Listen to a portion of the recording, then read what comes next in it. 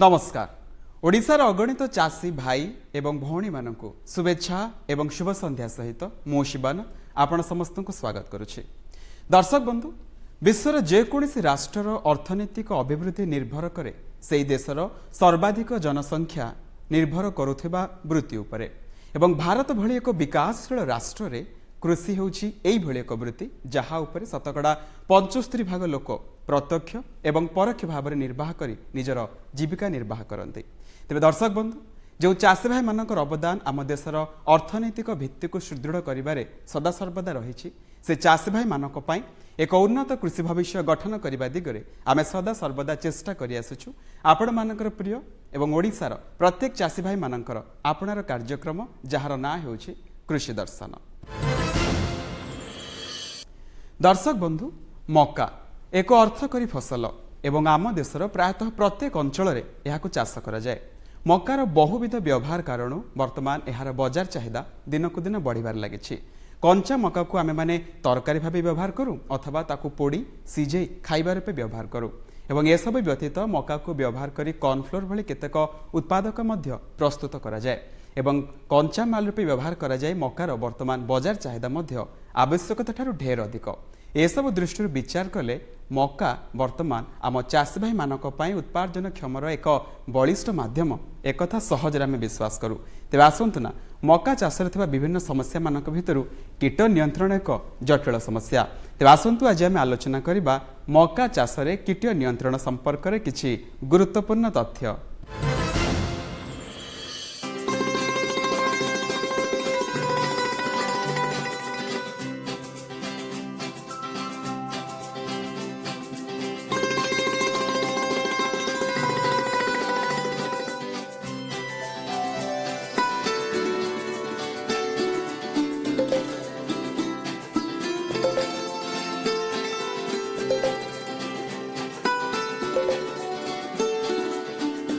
ढेप जमी मक्का हूँ गोटे मुख्य फसल आखु पाखापाखि 12,000 हेक्टर आम जिलार चाष होची। मात्र विगत 2 वर्ष है विभिन्न प्रकार पोक आक्रमण जो यार अमल विशेष भाव में कमुची। पोक मान मध्य 2 वर्ष है गोटे नुआ पोक देखाई जार ना हूँ फॉल आर्मी वार्म, जोटा कि आमर स्पोरोप्टेरा कैटेगोरी गोटे कीट एवं यार आक्रमण जो बर्तमान मक्का फसल विशेष भाव में आमर क्षतिग्रस्त होची। फॉल आर्मी वन आमर यही कीटर आमर 4टी अवस्था अच्छी, अंडा, शुक, कोष और पूर्णांग प्रजापति। यही 4टी अवस्था मध्य केवल शुक अवस्था ही फसल क्षति करता है। शुकर आमर 5टी अवस्था अच्छी जहाँकि पाखापाखि आमर 15-20 दिन मध्य संपूर्ण होता है। यही शुक ही आमर विशेष बहुत बार क्षति करता है। शुक आमर पत्र को प्रथम अवस्था टी कोरी खाए तापर कणा करे एवं टी बड़ है से पत्र को आमर पूरा से थुंटा कर खाई दिखती, जहाँकि दूर देखिले आमर पशु गाई चरला बेले आमर गछ देखा जाए और गचर पत्र गुड़ा पूरा से थुंटा कर खाई दिखती। या छड़ा आमर परवर्ती अवस्था फल को आक्रमण करते जहाँ जो आमर फसल विशेष भाव में क्षतिग्रस्त होता है। यही कीट आमर बर्तमान आमर फसल जो वेजिटेटिव स्टेज रू पूरा शेष पर्यंत आमर गछ को आक्रमण करता है। ये कीट आमर देखापी गोटे कला रंगर कला मिश्रित पाउंसिया रंगर और जहाँ उपर 3टी हलदिया गार थाए और मुंड उपर गोटे ओलटा वाई आकार चिन्ह थाए जहाँ को देखी आम चिन्ह पार। यही पोक आमर 5टी अवस्था जो शुकर अच्छी तार प्रथम 3टी अवस्था ही आमर आम ताकू परिचालना करिपरिबा। थरे पोक से 3टी अवस्था अतिक्रम कलापर ताकू परिचालना करिया कष्ट। यहाँ आमर परिचालना करने गोटे समन्वित व्यवस्था बर्तमान आमर गोटे तैयारी कराई से भर आमर आसुची आम जो मक्का लगेगा ताकू भल खराटिया चाष करवा और खराटिया चाष कले से अंडा खोसा गुड़ा सब नष्ट होपर आम मक्का सहित मक्का विहन को विशोधन कर लगेगा। मक्का विहन को विशोधन करने सियानो टार्निपिल बोली गोटे औषध अच्छी जोटा कि केजी पिछा 4 मिलीलीटर मिसाई आम विशोधन करवा और मक्का सहित आम डाली जातीय फसल को आम अंत फसल विषय नवा जहाद्वारा आमर उपकारी कीट गुड़िया से आम डाली जातीय फसल में आसी रे वंशवृद्धि हेले आमर यही फल आर्मी मान वंशवृद्धि कमिज। ता छड़ा ଆମେ ହୁଡ଼ାରେ ବାଉଁଶ କଣି ରଖିଲେ ବିଭିନ୍ନ ପ୍ରକାର ଉପକାରୀ ସବୁ ପକ୍ଷୀ ଆସି ବସିବେ, ସେମାନେ ଏଇ ପୋକର ଅଣ୍ଡା ଏବଂ ଶୁକୁଡୁ ଖାଇଦେବେ। ଆଉ ଆମେ ଜମା ମଧ୍ୟ ଡେରି କଲେ ଅଧିକ ଫସଲ କ୍ଷତିଗ୍ରସ୍ତ ହୁଏ। ସେଥିପାଇଁ ଠିକ୍ ସମୟରେ ଆମେ ମକା ଲଗାଇବା, ଗଭୀର ଖରାଟି ଚାଷ କରିବା ଏବଂ ଅନ୍ତଃ ଫସଲ ଭାବେ ଡାଲି ଜାତୀୟ ଫସଲ କରିବା ଏବଂ ହୁଡ଼ାରେ ଆମେ ବାଉଁଶ କଣି ରଖିବା। ତାପରେ ଆମର ଯେତେବେଳେ ଆମର ଦ୍ୱିତୀୟ ବ୍ୟବସ୍ଥା ହେଉଛି ଏହି କୀଟକୁ ଆମେ ସର୍ବେକ୍ଷଣ ମଧ୍ୟ କରିବାକୁ ପଡ଼ିବ। ସେଥିପାଇଁ ପ୍ରତି 5-6 ଦିନରେ ଥରେ ଆମେ ମକା ଜମିକୁ ଯାଇ ଆମେ କୀଟ ସର୍ବେକ୍ଷଣ କରିବାକୁ ପଡ଼ିବ। କୀଟ ସର୍ବେକ୍ଷଣ କରିବା ପାଇଁ ଆମେ ଡବ୍ଲୁ ଆକାରର ଗୋଟେ ସେଇ ଆକାରରେ ଆମେ କିଛି ଗୋଟେ ଜମିର ପାଖାପାଖି 100ଟି ଗଛକୁ ଯାଇକି ଆମକୁ ସର୍ବେକ୍ଷଣ କରିବାକୁ ପଡ଼ିବ। ଗୋଟେ ଡବ୍ଲୁ ଆକାରର ଚିହ୍ନ ଆନୁମାନିକ ଭାବରେ ସେଇ ଅନୁସାରେ ଆମେ ଗତି କରିବାକୁ ପଡ଼ିବ। ତାପରେ ଆମେ ଦେଖିବା ଯେ କେତେ ପୋକ ଆମର ଅଛନ୍ତି କିମ୍ବା କେତେ ଫସଲ କ୍ଷତିଗ୍ରସ୍ତ ହୋଇଛି। ଯଦି 10 ଭାଗରୁ ଆମର କମ୍ ହେଉଛି ତାହେଲେ ଆମେ କିଛି ଔଷଧ ପକାଇବା ଦରକାର ନାହିଁ। ଯଦି 10 ଭାଗରୁ ଅଧିକ କ୍ଷତିଗ୍ରସ୍ତ ହେଉଛି ତାହେଲେ ଆମକୁ ରାସାୟନିକ ଔଷଧ ପ୍ରୟୋଗ କରିବାକୁ ପଡ଼ିବ। ଏହା ଛଡ଼ା ଆମେ ସଂଘ ଆକର୍ଷଣ ଯନ୍ତା ମଧ୍ୟ ଯଦି ଜମିରେ ଲଗାଇବା ଏକରକୁ 6ଟି, ତାହେଲେ ସେଥିରେ ମଧ୍ୟ ପୁରୁଷ ପ୍ରଜାପତି ଗୁଡ଼ା ଆସି ପଡ଼ିବେ, ଯାହାଦ୍ୱାରା ଆମେ ଜାଣିପାରିବା ଯେ ଆମ ଜମିରେ କୀଟ ଆମର ଲାଗିବେ। ତୃତୀୟରେ ହେଉଛି ଏହାକୁ ଆମେ ପରିଚାଳନା ବିଭିନ୍ନ ପ୍ରକାର ଜୈବିକ ଔଷଧ ମଧ୍ୟ ଅଛି। ଆମେ ଜୈବିକ ଔଷଧ ମଧ୍ୟ ବ୍ୟବହାର କରିପାରିବା। ଯେପରିକି ଆମର ଗୋଟେ ହେଉଛି ନିମ୍ବଜନ୍ତ ବିଷ ଯେଉଁଟାକି ଆମର 1500 ppmର ଆସୁଛି। ତାକୁ ଯଦି ଆମେ ହେକ୍ଟରକୁ 1 ଲିଟର ଆମର ଗଛ ଲଗାଇବାର 20 ଦିନ ପରେ ସିଞ୍ଚନ କରିବା, ତାହେଲେ ଆମର ପୋକ ଆଉ ବେଶୀ ଅଣ୍ଡା ଦେଇପାରିବନି। ତା ସହିତ ଗଛ ପିତା ହେଇଗଲେ ସେଗୁଡ଼ା ଖାଇବେନି ଏବଂ ଯେଉଁ ଶୁକ ଅବସ୍ଥା ଗୁଡ଼ା ଅଛି ସେଗୁଡ଼ା ଭଲ ଭାବରେ ବଢ଼ିବେନି ଏବଂ କ୍ଷତି ବହୁତ କମିଯିବ। ସେଥିପାଇଁ ଆମେ କୀଟ ପର୍ଯ୍ୟବେକ୍ଷଣ କରି ଯଦି ପ୍ରଥମ 15-20 ଦିନ ଥରେ ନିମ୍ବ ତେଲ ସିଞ୍ଚନ କରିଦେବା, ତାହେଲେ କୀଟ ବହୁତ ଭାବରେ କମିଯିବ। ତାପରେ ଦ୍ୱିତୀୟ ଜିନିଷ ହେଉଛି ଆମର ବିଟି ବୋଲି ଗୋଟେ ଜୈବିକ ଔଷଧ ଅଛି, ଯେଉଁଟା ବେସିଲସ୍ ତୁରିନଜେନେସିସ୍, ଯେଉଁଟା ଗୋଟେ ବ୍ୟାକ୍ଟେରିଆରୁ ଆମର ତିଆରି ହେଉଛି। ଏହାକୁ ଆମେ ଯଦି ସିଞ୍ଚନ କରିବା, ଗୋଟେ ହେକ୍ଟର ପିଛା ଯଦି ଆମେ 1 ଲିଟର ସିଞ୍ଚନ କରିବା, ତାହେଲେ ସେଇଟା ମଧ୍ୟ ଆମର ଭଲ ଭାବରେ କାମ କରୁଛି। ଏହି ପୋକକୁ ସହଜରେ ଆମେ ପରିଚାଳନା କରିପାରିବା। ତାପରେ ଆଉ ଗୋଟେ ଆମର ଗୋଟେ ଜିନିଷ ହେଉଛି ଆମର ଆଉ ଗୋଟେ ଜୈବିକ ବିଷ ହେଉଛି ଜୈବିକ ଆମର ଜୀବ, ଆଉ ଗୋଟେ ଜୈବିକ ଜୀବ ହେଉଛି ଟ୍ରାଇକୋଗାମା, ଯେଉଁଟାକି ଆମର ଗୋଟେ ଉପକାରୀ କୀଟ, ଯେଉଁଟାକି ଆମର ଟ୍ରାଇକୋ କାର୍ଡ଼ ଆକାରରେ ମିଳୁଛି। ସେଇଟାକୁ ଜଣେ ଆମେ ଆଣିକି ହେକ୍ଟର ପିଛା ଯଦି ଆମେ 50,000 ଅଣ୍ଡା 2-3 ଥର ଛାଡ଼ିବା, ତାହେଲେ ସେଇଟା ମଧ୍ୟ ଆମର ଯେଉଁ ପୋକର ଅଣ୍ଡା ଗୁଡ଼ା ଅଛି ତାକୁ ନଷ୍ଟ କରିଦେବ। ସେଇ କାର୍ଡ଼କୁ ଆମେ 10 ଭାଗ କରି ଗୋଟେ ଏକରେ 10ଟା ଜାଗାରେ ଲଗାଇବା, ତାହେଲେ ସେଇଭଳିଆ ଯଦି ଆମେ ଗୋଟେ ହେକ୍ଟର ପିଛା 3ଟା ବ୍ୟବହାର କରିବା, ତାହେଲେ ସେଇଟା ଆମର ସହଜରେ ଅଣ୍ଡା ଗୁଡ଼ା ନଷ୍ଟ କରିଦେବ। ତାପରେ ଯଦି ଆମର କୀଟାଣୁ 10% ଅଧିକ ହେଲା, ତାହେଲେ ଆମେ ରାସାୟନିକ ଔଷଧ ପ୍ରୟୋଗ କରିବା। ରାସାୟନିକ ଔଷଧ ଭିତରେ ଆମର ପ୍ରଥମ ରାସାୟନିକ ଔଷଧ ପ୍ରୋଫେନୋଫସ୍, ଯେଉଁଟାକି ଆମେ ହେକ୍ଟରକୁ 1 ଲିଟର ସିଞ୍ଚନ କରିବା, କିମ୍ବା ଏମାମେକ୍ଟିନ୍ ବେଞ୍ଜେଟ୍, ଯେଉଁଟାକି ଆମେ ହେକ୍ଟରକୁ 500 ମିଲିଲିଟର ସିଞ୍ଚନ କରିପାରିବା, କିମ୍ବା କ୍ଲୋରୋପାଇପସ୍ ପ୍ଲସ୍ ସାଇପରମେଥିନ୍, ଏଇଟା ଆମେ ହେକ୍ଟରକୁ 1 ଲିଟର ସିଞ୍ଚନ କରିପାରିବା। ଯେକୌଣସି କୀଟନାଶକ 2 ଥରରୁ ଅଧିକ ପ୍ରୟୋଗ କରିବା ନାହିଁ, କାରଣ ଅଧିକ ପ୍ରୟୋଗ କଲେ ସେଥିରେ ରୋଗ ପ୍ରତିଶୋଧ ଆମର ପୋକର ରୋଗ ପ୍ରତିଶୋଧ ତିଆରି ହୋଇଥାଏ। ଏହା ଛଡ଼ା ଆମେ ଗୋଟେ ବିଷ ଥୋପ ମଧ୍ୟ ପ୍ରୟୋଗ କରିପାରିବା। ଫୁଲ ଅବସ୍ଥାରେ ଯଦି ଆମର ଆକ୍ରମଣ କରୁଛି ଗଛକୁ, ସେ ଅବସ୍ଥାରେ ଆମେ କୀଟନାଶକ ଔଷଧ ଆଦୌ ପ୍ରୟୋଗ କରିପାରିବା ନାହିଁ। ସେହି ଅବସ୍ଥାରେ ଆମେ ଗୋଟେ ବିଷ ଥୋପ ପ୍ରୟୋଗ କରିବା। ସେଥିପାଇଁ ଗୋଟେ ବାଲ୍ଟିରେ 10 କେଜି କୁଣ୍ଡା ଏବଂ 2 ଲିଟରରୁ 3 ଲିଟର ପାଣି ନେଇକି ତାକୁ 1 ଦିନ ରଖିଦେବା, ଯାହାଦ୍ୱାରା ସେ ଭଲ ଭାବରେ ବତୁରିଯିବ।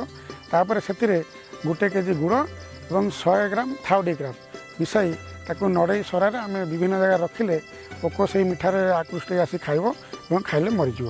ସେଥିପାଇଁ ଆମେ ଏହିସବୁ ସମ୍ମିଳିତ ଯଦି ପରିଚାଳନା ବ୍ୟବସ୍ଥା ଗ୍ରହଣ କରିବା, ତାହେଲେ ଏହି କୀଟ ନିହାତି ଭାବରେ ଆମର ପରିଚାଳନା ହୋଇପାରିବ ଏବଂ ଆକ୍ରମଣ ବହୁତ ଭାବରେ କମି କ୍ଷତି ମଧ୍ୟ ବହୁତ କମ୍ ହୋଇପାରିବ। ଦର୍ଶକ ବନ୍ଧୁ, କୃଷିର ସଂଜ୍ଞାରେ ବର୍ତ୍ତମାନ ବ୍ୟାପକ ପରିବର୍ତ୍ତନ ଘଟିଛି। ବିଜ୍ଞାନ କୃଷି ପାଇଁ ଏକ ଆଶୀର୍ବାଦ ସଦୃଶ୍ୟ ଏବଂ ଏହି କୃଷିକୁ ଭିତ୍ତି କରି ଅନେକ ଶିଳ୍ପ ଏବଂ ତା ସହିତ ଶିକ୍ଷାନୁଷ୍ଠାନ ଗଢ଼ି ଉଠିଛି। ନୂତନ ଜ୍ଞାନକୌଶଳ ମାଧ୍ୟମରେ ନୂଆ ନୂଆ କୃଷି ଯନ୍ତ୍ରପାତିର ଉଦ୍ଭାବନ ହେଉ ଅଥବା କୃଷି ବୈଜ୍ଞାନିକମାନଙ୍କ ଦ୍ୱାରା ଜୈବିକ ଅଥବା ଅତ୍ୟାଧୁନିକ ପଦ୍ଧତିରେ ଚାଷ ପ୍ରକ୍ରିୟାର ଉଦ୍ଭାବନ, ଏସବୁ ଆମ କୃଷି ଏବଂ ଚାଷର ପାରସ୍ପରିକ ସମ୍ପର୍କକୁ ଆହୁରି ସୁଦୃଢ଼ କରେ। ତେବେ ଆସନ୍ତୁ ନା କୃଷିକୁ ଆଧାର କରି ଶିକ୍ଷା ବ୍ୟବସ୍ଥା ସମ୍ପର୍କରେ କିଛି ଗୁରୁତ୍ୱପୂର୍ଣ୍ଣ ତଥ୍ୟ ଆଲୋଚନା କରିବା।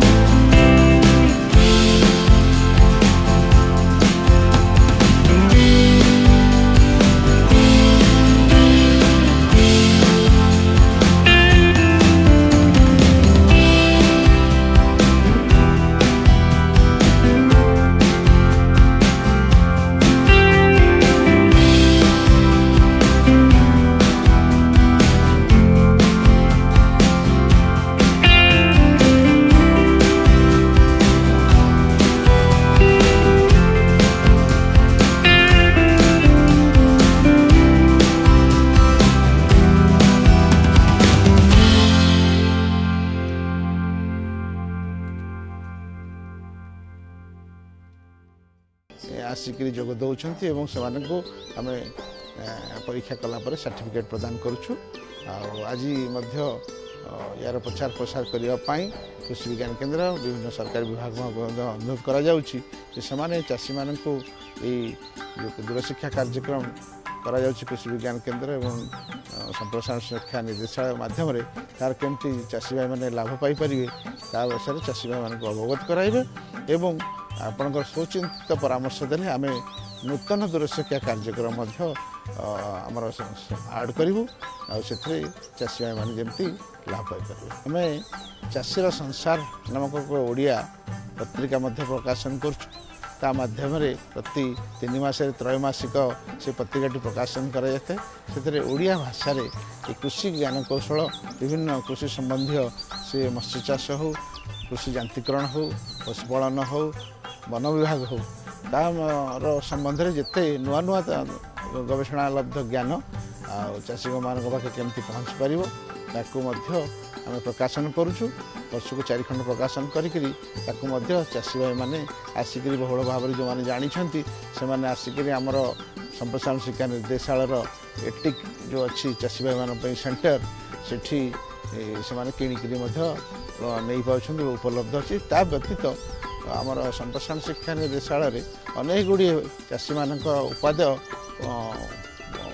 ପ୍ରକାଶନ ଅଛି।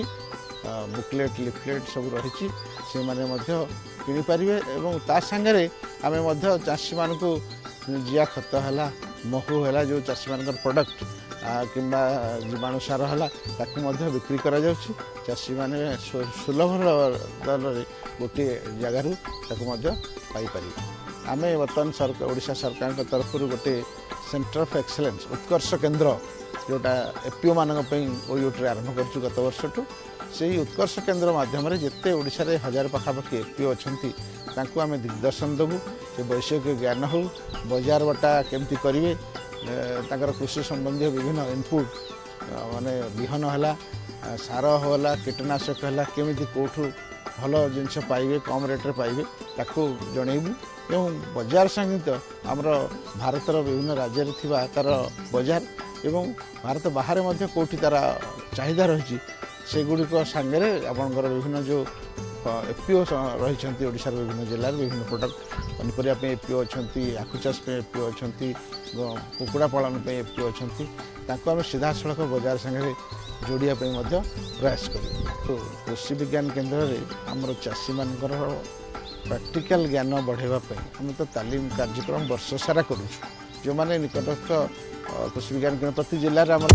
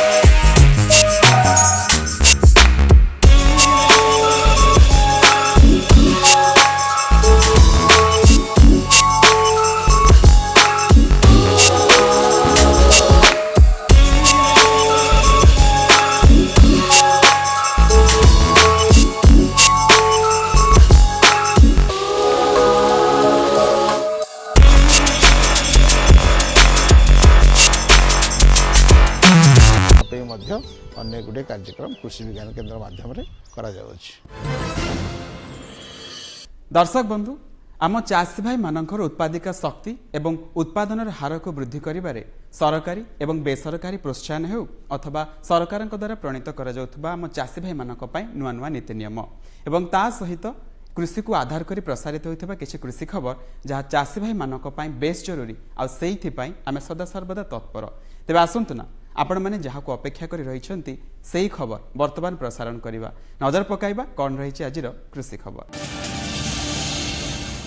भारत एक कृषि प्रधान देश यार 70 भाग लोक कृषि उपरे निर्भरशील तेणु कृषक मानक उन्नति पाई उभय केंद्र और राज्य सरकार सदा सर्वदा चेष्टित से भली माछ चाष करुवा आमर चाषी भाई मानक पाई राज्य सरकार विभिन्न प्रकार कार्यक्रम जरिया किभली माछ चाषी मानकर उन्नति होई परिबो से नहीं चेष्टा करि आसुछंती।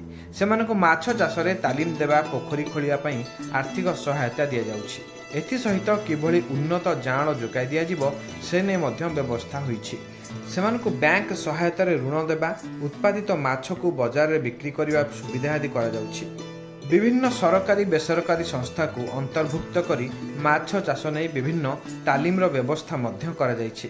फार्म पॉन्ड पोखर रे माछ चाष करुथिले आंगुलिका जाळ उत्पादन और माछ चाष पई 4 लाख टंका प्रति हेक्टर प्रकल्प मूल्य उपरे साधारण वर्ष पई प्रकल्प मूल्यर 40% एवं अनुसूचित जाति जनजाति महिला दिव्यांग एवं तृतीय लिंग पई 60% रिहाती व्यवस्था रही।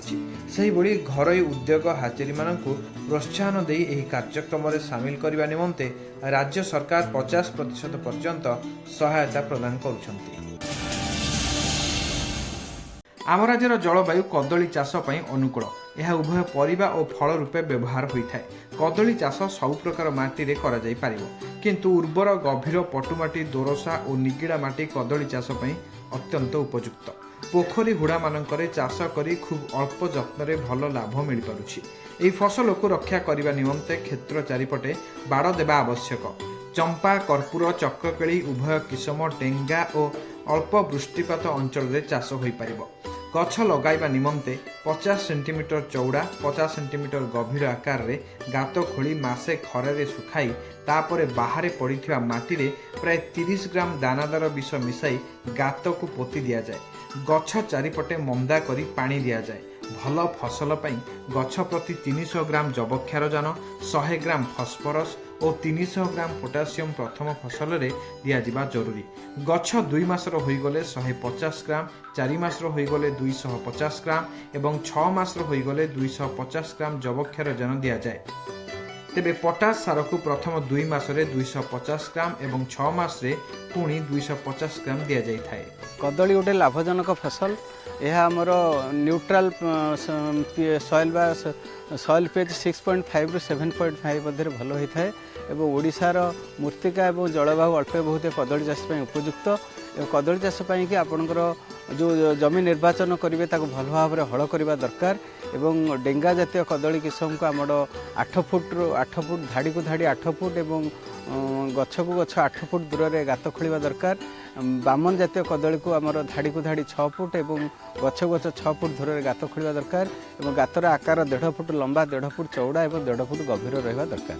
एथिपाई आमर गोटे गात पिछा 1 झुड़ी खत 150 ग्राम आमर कैल्शियम अमोनियम नाइट्रेट एवं 100 ग्राम पोटास सार आमर गछ लगेला बेले देदेबा दरकार एवं गछ लगेला बेले आमर 2 प्रकार पुआ थाए आमर होजे सिंगा पुआ एवं खंडा पुआ।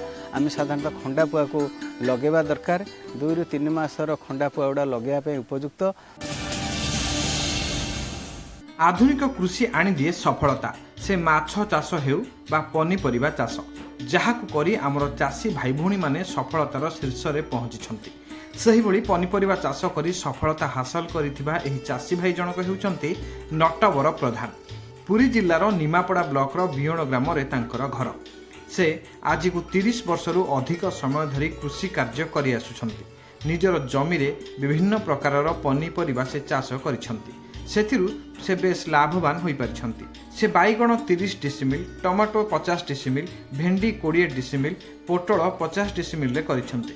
से 80 रु 85 हजार खर्च करी वर्ष को प्राय 2 लाख टंका रोजगार करुछंती। निजर सफलता संपर्क रे से कहंती भेंडी 20 डिसिमिल करे बायण 30 डिसिमिल खंडे करे टमाटर 50 डिसिमिल करछि ପୋଟଳ ମଧ୍ୟ 50 ଡିସିମିଲ୍ ପାଖାପାଖି କରିଛି। ସେଥିରେ ପ୍ରାୟ ଅନୁମାନିକ ଖର୍ଚ୍ଚ 80,000ରୁ 85,000 ଖର୍ଚ୍ଚ ହେଉଛି। ଏସବୁ ପନିପରିବାରୁ ମିଶି ବିକ୍ରି ବଟା କରି 2 ଲକ୍ଷ ପ୍ଲସ୍ ରୋଜଗାର କରୁଛୁ। ସେଇଥିରେ ପରିବାର 7-8 ଜଣ ପରିବାର ସେଥିରୁ ଚଳୁଛୁ। ମୁଁ ଆଜକୁ 30 ବର୍ଷ ଚାଷ କରୁଛି। ଆମର ଚାଷ ଜମି ଆଜ୍ଞା 3.5 ଏକର ଖଣ୍ଡେ ହେବ। ତେଣୁ ଏ ପ୍ଲଟ୍ଟି 75-80 ଡିସିମିଲ୍ ଖଣ୍ଡେ ଅଛି। এই চাষবাস ରୋଜଗାର କରି ଏବେ ମଧ୍ୟ ଖଣ୍ଡେ ଗାଡ଼ି କରିଛୁ। ସେ ଗାଡ଼ି ନେଇ ନିକଟତମ ମାର୍କେଟରେ ବିକିବାରୁ ଅବଶ୍ୟ ଯେଉଁ ଚାଷୀ ଆମେ ଦେଇଦେଉଛୁ ବେପାରୀଙ୍କି, ଘର ପାଖ ବେପାରୀଙ୍କି, ତାଙ୍କଠାରୁ ମଧ୍ୟ 2 ପଇସା ଅଧିକା ରେଟ୍ରେ ବିକ୍ରି କରିପାରୁଛୁ। ତେଣୁ ଆମ ପାରିଶ୍ରମିକ ସମସ୍ୟା ମଜୁରୀ ମଧ୍ୟ ସେ ବାବଦରେ କିଛି ଅଧିକା ମିଳୁଛି। ଦର୍ଶକ ବନ୍ଧୁ, ପରିବର୍ତ୍ତିତ ଋତୁ ଅନୁସାରେ ଆମ ଖାଉଟିମାନଙ୍କର ଆବଶ୍ୟକତା ମଧ୍ୟ ବଦଳେ। ଆଉ ତା ସହିତ ବଜାରରେ ଉପଲବ୍ଧ ହେଉଥିବା ଖାଦ୍ୟଶସ୍ୟ ବା ଉତ୍ପାଦିତ ଦ୍ରବ୍ୟମାନଙ୍କର ଗୁଣବତ୍ତା ମଧ୍ୟ ବଜାର ଦରକୁ ନିୟନ୍ତ୍ରଣ କରେ ଏବଂ ଏସବୁ ସମ୍ପର୍କରେ ଚାଷୀ ଭାଇଟିଏ ଜ୍ଞାନ ରଖିବା ନିହାତି ଆବଶ୍ୟକ। ତେବେ ସେହି କାମକୁ ସହଜ କରୁଛି ଆମ କୃଷି ଦର୍ଶନରେ ପ୍ରସାରିତ ହୋଇଥିବା ସ୍ୱତନ୍ତ୍ର ବିଭାଗ ବଜାର ଦର। ତେବେ ଆସନ୍ତୁ ବଜାର ଆଡ଼େ ଘେରାଇ ବୁଲି ଆସିବା ଆଉ ସଂକ୍ଷେପରେ ଦେଖିନେବା କ'ଣ ରହିଛି ଆଜିର ବଜାର ଦର। ଫୁଲକୋବିର ବଜାର ଦର କ୍ୱିଣ୍ଟାଲ ପ୍ରତି ପାନପୋଷରେ ସର୍ବନିମ୍ନ 4,800 ଟଙ୍କାରୁ ସର୍ବାଧିକ 5,000 ଟଙ୍କା, ବରଗଡ଼ରେ ସର୍ବନିମ୍ନ 2,100 ଟଙ୍କାରୁ ସର୍ବାଧିକ 2,300 ଟଙ୍କା, ବୌଦ୍ଧରେ ସର୍ବନିମ୍ନ 3,000 ଟଙ୍କାରୁ ସର୍ବାଧିକ 4,000 ଟଙ୍କା ଏବଂ କାମାକ୍ଷାନଗରରେ ସର୍ବନିମ୍ନ 3,500 ଟଙ୍କାରୁ ସର୍ବାଧିକ 4,200 ଟଙ୍କା ରହିଛି। ସେହିଭଳି ବିନ୍ସର ବଜାର ଦର କେସିଙ୍ଗାରେ ସର୍ବନିମ୍ନ 8,000 ଟଙ୍କାରୁ ସର୍ବାଧିକ 9,000 ଟଙ୍କା, କୁଚିଣ୍ଡାରେ ସର୍ବନିମ୍ନ 3,600 ଟଙ୍କାରୁ ସର୍ବାଧିକ 4,000 ଟଙ୍କା, ରାୟଗଡ଼ରେ ସର୍ବନିମ୍ନ 5,000 ଟଙ୍କାରୁ ସର୍ବାଧିକ 7,000 ଟଙ୍କା, ହିନ୍ଦୋଳରେ ସର୍ବନିମ୍ନ 7,000 ଟଙ୍କାରୁ ସର୍ବାଧିକ 7,500 ଟଙ୍କା ରହିଛି। ଦର୍ଶକ ବନ୍ଧୁ, ଅନେକ ସମୟରେ ପ୍ରାକୃତିକ ଦୁର୍ବିପାକ କାରଣରୁ ଚାଷୀ ଭାଇମାନେ ସେମାନଙ୍କର ଉତ୍ପାଦିତ ଦ୍ରବ୍ୟରୁ ସଠିକ୍ ମାତ୍ରାରେ ଲାଭ ପାଇପାରିନଥାନ୍ତି। ଅନିୟନ୍ତ୍ରିତ ଜଳବାୟୁ, ମାତ୍ରାଧିକ ବୃଷ୍ଟିପାତ, କୁହୁଡ଼ି ଏଭଳି ଅନେକ କାରଣ ଚାଷୀ ଭାଇମାନଙ୍କ ପାଇଁ ଦୁର୍ବିଷ ହୋଇପଡ଼େ। ତେବେ ଏହିସବୁ ପରିବର୍ତ୍ତିତ ଜଳବାୟୁ ସମ୍ପର୍କରେ ଚାଷୀ ଭାଇମାନେ ସୂଚନା ରଖିବା ନିହାତି ଆବଶ୍ୟକ ଏବଂ ଏହି କାମକୁ ଆମେ ସହଜ କରିଦେଉଛୁ ଆମର ଏ ସ୍ୱତନ୍ତ୍ର ବିଭାଗ ପାଣିପାଗ ସୂଚନା ମାଧ୍ୟମରେ। ବର୍ତ୍ତମାନ ମୌସୁମୀ ଓଡ଼ିଶାକୁ ଛୁଇଁବାକୁ ଆସିଲାଣି। ତେବେ ପରିବର୍ତ୍ତିତ ଜଳବାୟୁ ସମ୍ପର୍କରେ ଚାଷୀ ଭାଇମାନଙ୍କୁ ଅବଗତ କରାଇବା ପାଇଁ ଆସନ୍ତୁ ଦେଖିନେବା କ'ଣ ରହିଛି ଆଜିର ପାଣିପାଗ ସୂଚନା। ଅନୁମାନ କରାଯାଉଛି ରାଜ୍ୟର ପାଗ ଶୁଖିଲା ରହିବା ସହିତ କେତେକ ସ୍ଥାନରେ ବର୍ଷା ହେବାର ସମ୍ଭାବନା ରହିଛି। ବାଲେଶ୍ୱରରେ ସର୍ବନିମ୍ନ ତାପମାତ୍ରା 26 ଡିଗ୍ରୀରୁ ସର୍ବାଧିକ 34 ଡିଗ୍ରୀ, ନୟାଗଡ଼ରେ ସର୍ବନିମ୍ନ 23 ଡିଗ୍ରୀରୁ ସର୍ବାଧିକ 33 ଡିଗ୍ରୀ, କୋରାପୁଟରେ ସର୍ବନିମ୍ନ 19 ଡିଗ୍ରୀରୁ ସର୍ବାଧିକ 32 ଡିଗ୍ରୀ, ବଲାଙ୍ଗୀରରେ ସର୍ବନିମ୍ନ 24 ଡିଗ୍ରୀରୁ ସର୍ବାଧିକ 32 ଡିଗ୍ରୀ ସେଲସିୟସ୍ ତାପମାତ୍ରା ରେକର୍ଡ କରାଯାଇଛି। ଦର୍ଶକ ବନ୍ଧୁ, ଚାଷ କାର୍ଯ୍ୟ ପିଢ଼ି ପରେ ପିଢ଼ି ଆମ ସଭ୍ୟତା ଯାହା ଉପରେ ନିର୍ଭର କରି ଆସିଛି ତାହାର ସ୍ଥିତି ଏବଂ ସ୍ଥାୟିତ୍ୱକୁ ସୁଦୃଢ଼ କରିବା ପାଇଁ ଆମେ ସଦାସର୍ବଦା ଚେଷ୍ଟା କରି ଆସିଛୁ। ଚାଷ କାର୍ଯ୍ୟରେ ଚାଷୀ ଭାଇଟି ପ୍ରତ୍ୟକ୍ଷ ଭାବରେ ଯେଉଁ ସମସ୍ୟାର ସମ୍ମୁଖୀନ ହୁଏ ତାହାକୁ ସମାଧାନ କରିବା ଦିଗରେ ପ୍ରତ୍ୟେକ ଶୁକ୍ରବାର ଆମେ ଆୟୋଜନ କରୁ ଫୋନ୍ ଇନ୍ ସିଧା ପ୍ରସାରଣ। ତେବେ ଚଳିତ ସପ୍ତାହରେ ଫୋନ୍ ଇନ୍ ସିଧା ପ୍ରସାରଣର ବିଷୟବସ୍ତୁଟି ରହିଛି ଉଦ୍ୟାନ କୃଷିରେ ସରକାରୀ ପ୍ରୋତ୍ସାହନ। ପନିପରିବା ଚାଷ ହେଉ ଅଥବା ଫୁଲଫଳ ଚାଷ, ଏଭଳି ଉଦ୍ୟାନ କୃଷି ମାଧ୍ୟମରେ ଆପଣ ଯଦି ଲାଭାନ୍ୱିତ ହେବାକୁ ଚାହୁଁଛନ୍ତି ତାହେଲେ ଆପଣମାନେ ସିଧାସଳଖ ଆମ ସହ ଯୋଗାଯୋଗ କରି ସରକାରୀ ପ୍ରୋତ୍ସାହନ ସମ୍ପର୍କରେ କିଛି ନୂଆ ଜ୍ଞାନ ହାସଲ କରିବେ। ତେବେ ଏସବୁ ସମ୍ପର୍କରେ ଜାଣିବା ପାଇଁ ଯେଉଁ ନମ୍ବର 2ଟି ରହିଛି କହି ରଖୁଛି, ଲେଖି ନିଅନ୍ତୁ। ନମ୍ବରଟି ହେଉଛି 067423000138 ଏବଂ 1800345742। ତେବେ ଦର୍ଶକ ବନ୍ଧୁ, ଆଜି ତ କାର୍ଯ୍ୟକ୍ରମ ଶେଷ ହେବାକୁ ବସିଲାଣି। ତେବେ କାର୍ଯ୍ୟକ୍ରମଟି ଶେଷ କରିବା ପୂର୍ବରୁ ମୁଁ ପୁଣି ଥରେ ଚାହିଁବି ଆଜିର କାର୍ଯ୍ୟକ୍ରମ ଆପଣଙ୍କୁ କିଭଳି ଲାଗିଛି ସେ ସମ୍ପର୍କରେ ଆମକୁ ଚିଠି ଲେଖି ଉତ୍ସାହିତ କରିବା ସହିତ ଆମ କାର୍ଯ୍ୟକ୍ରମକୁ ଆହୁରି ସୁନ୍ଦର ଏବଂ ସଂଗଠିତ କରି ଚାଷୀ ଭାଇମାନଙ୍କ ପାଇଁ ବେଶ୍ ଉପଯୋଗୀ କରାଯାଇପାରିବ। ତେବେ ଆଜିର କାର୍ଯ୍ୟକ୍ରମ ସମ୍ପର୍କରେ ମତାମତ ଲେଖିବାର ଠିକଣାଟି ହେଉଛି କୃଷି ଦର୍ଶନ ମାର୍ଫତ ଦୂରଦର୍ଶନ କେନ୍ଦ୍ର ପୋଷ୍ଟ ସୈନିକ ସ୍କୁଲ ଭୁବନେଶ୍ୱର 751005। ଆମକୁ ମେଲ୍ କରିବାର ଠିକଣା ହେଉଛି kdbbsr@hotmail.com। ଦର୍ଶକ ବନ୍ଧୁ, ଆଜି ତ ସମୟ ସରିଯାଇଛି। କାର୍ଯ୍ୟକ୍ରମକୁ ଏଇଠି ରଖିବା। ପୁଣି ଆସନ୍ତା ଅଧ୍ୟାୟରେ ଦେଖା ହେବା କିଛି ନୂଆ କୃଷି ତଥ୍ୟ ସହିତ। ସେ ପର୍ଯ୍ୟନ୍ତ ଆମ ସମସ୍ତଙ୍କୁ ବିଦାୟ ଦିଅନ୍ତୁ। ରହୁଛୁ, ନମସ୍କାର।